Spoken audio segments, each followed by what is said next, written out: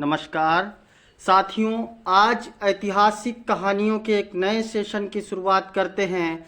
और आज सेशन की शुरुआत हम आधुनिक भारत के उस टॉपिक से कर रहे हैं जो परीक्षा में आपकी सबसे ज़्यादा पूछा जाता है, नॉन कोऑपरेशन मूवमेंट यानी असहयोग आंदोलन।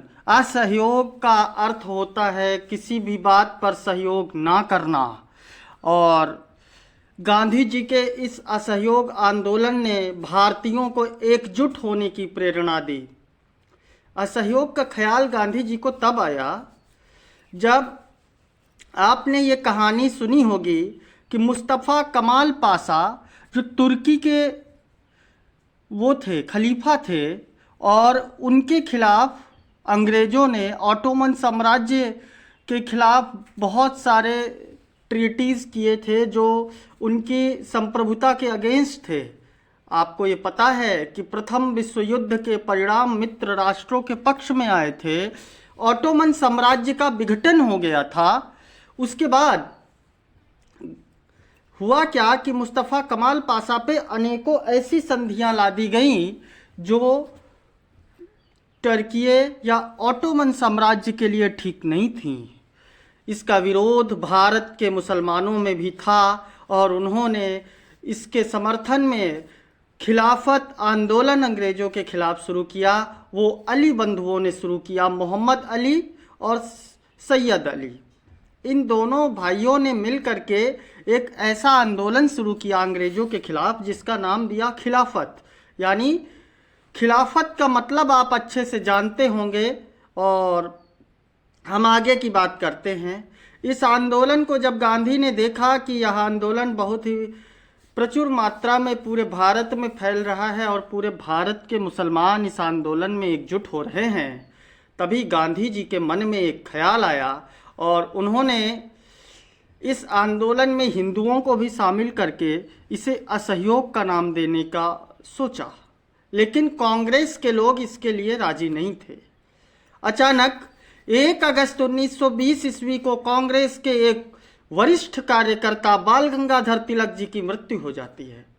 उसके बाद कांग्रेस गांधी के इशारे पर चलने लगती है। गांधी जी अपने इशारों पर चलाते हुए 8 अगस्त 1920 ईस्वी को कांग्रेस के नागपुर अधिवेशन में यह प्रस्ताव पारित करवा लेते हैं नॉन कोऑपरेशन मूवमेंट का कि एक ऐसा आंदोलन शुरू करेंगे जिसमें हम अंग्रेज़ों के नीतियों के प्रति असहयोग करेंगे। कांग्रेस खिलाफत में इस आंदोलन को मर्ज करने के पक्ष में नहीं थी, लेकिन गांधी जी के कहने पर कांग्रेस ने इस आंदोलन को खिलाफत आंदोलन में मर्ज किया और यह आंदोलन एक व्यापक आंदोलन बना। 8 अगस्त 1920 को यह आंदोलन प्रारंभ हुआ। आंदोलन प्रारंभ होते ही आंदोलन कर्मियों को, जो प्रमुख नेता थे, उन लोगों को बंदी बना लिया गया और जेल में डाल दिया गया। और यह बात गांधी पर भी लागू होती थी। गांधी को भी हिरासत में ले लिया गया। लेकिन आम जनता ने आंदोलन में बढ़ चढ़ कर हिस्सा लिया। जुलूस निकाले गए जगह जगह। आंदोलन का उद्देश्य था कि अंग्रेजी राज्य के प्रति असहयोग करना और जो सरकारी कर्मचारी हैं, जो स्कूल में बच्चे हैं, जो कुछ भी है, महिलाएं हैं, पुरुष हैं, जो अंग्रेज़ों के अधीन सेवा दे रहे हैं, वो अपनी सेवाओं से असहयोग करें। आंदोलन का सिर्फ यही उद्देश्य था। और गांधी जी ने आह्वान किया कि देश हित में हमें अपने पद, गौरव, सम्मान सब कुछ वापस कर देना चाहिए और हमें अंग्रेज़ों की नीतियों का असहयोग करना चाहिए, उनके आदेशों का असहयोग करना चाहिए, उनकी बातों को नहीं मानना चाहिए। इस बात का आम जनता पर व्यापक प्रभाव पड़ा।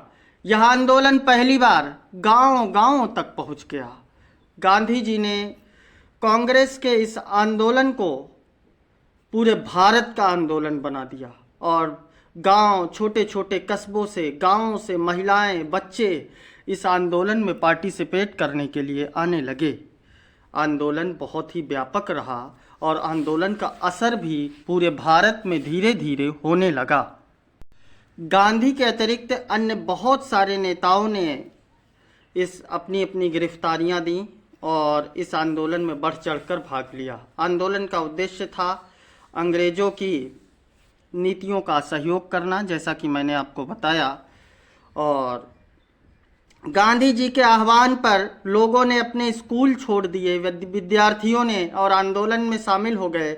जगह जगह धरने होने लगे, जुलूस निकलने लगे। अंग्रेजों ने दमन भी उतनी शक्ति के साथ किया, लेकिन यह आंदोलन बहुत व्यापक रहा। इस आंदोलन का असर पूरे 2 साल रहा। धीरे धीरे आंदोलन की गति मंद पड़ती गई, लेकिन महात्मा गांधी के आह्वान पर महिलाओं ने अपने काम छोड़ दिए, पुरुषों ने अपने दफ्तर छोड़ दिए, सैनिकों ने अपनी सेनाओं में पद छोड़ दिए, और पुलिस, हर सेवा में, जो प्रशासनिक सेवा में लोग थे, उन्होंने अपने पद से रिजाइन कर दिया। ठाकुर रविंद्रनाथ टैगोर ने अपनी नाइटहुड की उपाधि वापस कर दी। ऐसे तमाम राजनेता रहे जिन्होंने अपने सम्मान व पदक, ऐसे तमाम राइटर्स रहे जिन्होंने अपने सम्मान व पदक वापस कर दिए और आंदोलन में कूद पड़े। आंदोलन का असर बहुत व्यापक होता दिख रहा था। आंदोलन पूरे भारत में फैल चुका था। गांव-गांव से लोग आंदोलन में भाग लेने के लिए आ रहे थे और यह आंदोलन पूरे देश में तो फैला ही था, लेकिन उत्तर भारत में इसका असर कुछ ज़्यादा था। गांधी के एक आह्वान पर पूरा देश एक साथ खड़ा हुआ। और लेकिन एक घटना हुई दिसंबर 1922 ईस्वी में चौरी चौरा नामक स्थान पर। एक भीड़ जो जुलूस जा रहा था, उस जुलूस में पुलिस कर्मियों ने लाठीचार्ज किया और उग्र हो गई भीड़, और उसने कुल 17 पुलिसकर्मियों सहित 23 लोगों को एक थाने में जला दिया और आग लगा दिया, और जिससे वो पूरे थाने सहित पूरे लोग जल गए। थाना, पुलिस थाना आप जानते होंगे। तो जब ये लोग जल गए, ये लोग नष्ट हो गए, तो गांधी जी इससे बहुत आहत हुए। कहे हम तो अहिंसा के मार्ग पे चल करके इस आंदोलन को जीतना चाह रहे थे, और लेकिन इसमें हिंसा हो गई और गांधी ने आंदोलन को वापस ले लिया। अनेक जगहों पर इनकी बहुत आलोचना हुई। लाला लाजपत राय ने इनकी आलोचना में लेख लिखा पंजाब में, और कई और समाचार पत्रों में। लाला लाजपत राय के विषय में आप जानते होंगे। साइमन कमीशन के दौरान लाठीचार्ज में उनकी मृत्यु हो गई थी। उन्हें पंजाब केसरी के नाम से भी जाना जाता है। वो आजीवन भारत की आज़ादी के लिए लड़ते रहे। और चित्तरंजन दास ने तो अलग एक गठन, कांग्रेस से अलग होकर एक दल ही बना लिया। इस बात से गांधी की बहुत आलोचना हुई, लेकिन गांधी ने इस पर कोई आलोचना पर कोई प्रतिक्रिया नहीं दी और कहा कि हम अभी इस आंदोलन के योग्य नहीं हैं, क्योंकि हमारे अंदर बहुत सारी हिंसा भरी हुई है। हमें इस हिंसा को मिटाना होगा, उसके बाद हम अहिंसक तरीके से अंग्रेज़ों के खिलाफ आंदोलन करेंगे। और क्योंकि हमें अंग्रेज़ों को भारत से भगाना है, अंग्रेज़ों को मारना नहीं। गांधी उदारवादी विचारधारा के थे। अंग्रेज़ों ने स्थिति का लाभ उठाया और तमाम कांग्रेसी नेताओं को जिम्मेदार मानते हुए आंदोलन का उन्हें बंदी बना दिया या तो जेल में डाल दिया, और गांधी जी को भी 6 वर्ष के कठोर कारावास की सज़ा सुनाई। इसी बीच पंडित जवाहरलाल नेहरू ने गांव-गांव जाकर कांग्रेस को जीवंत किया। गांधी के इस आंदोलन का असर बहुत व्यापक रहा। पूरे देश में यह आंदोलन रहा। कुछ इतिहासकारों का कहना है कि गांधी इस आंदोलन को अगर वापस नहीं लेते तो शायद भारत 20 साल पहले आज़ाद हो गया होता, लेकिन गांधी ने इस आंदोलन को वापस इसलिए लिया कि चौरी चौरा में वो घटना हो गई थी। साथियों, हम ऐसे ही छोटे छोटे टॉपिक ला करके आपकी परीक्षा में एक रिवीजन का कार्य करेंगे, और आप हमारे चैनल प्रिपरेशन फॉर हिस्ट्री को सब्सक्राइब, लाइक और शेयर करना ना भूलें। Thank you.